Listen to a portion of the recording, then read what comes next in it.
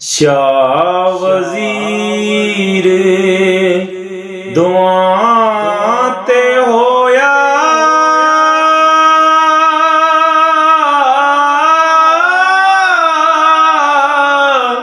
करम सचावा जाती बेगम ते सहेली उस दी हमले होया इक राती 9 महीने 9 दिहाड़े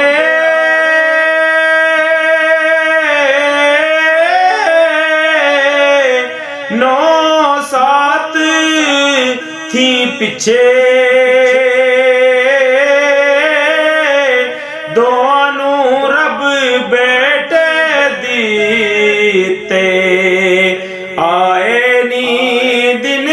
अच्छे शहजादा सी लाल चमकदा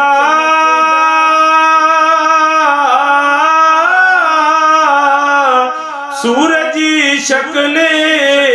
प्यारा नग मोती सालेहा दा बेटा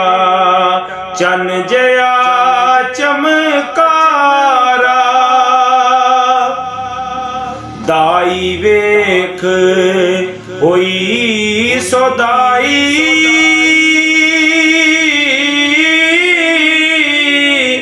हर दे रूप उतारे चेहरे ते चमकारे मारन इकबाला दे तारे सूरज वेख शहजादे सूरज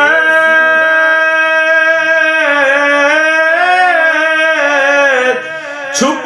बदले दिन कटदा वेख वजीरे दे फर्जंदे 14वीं दा चन घट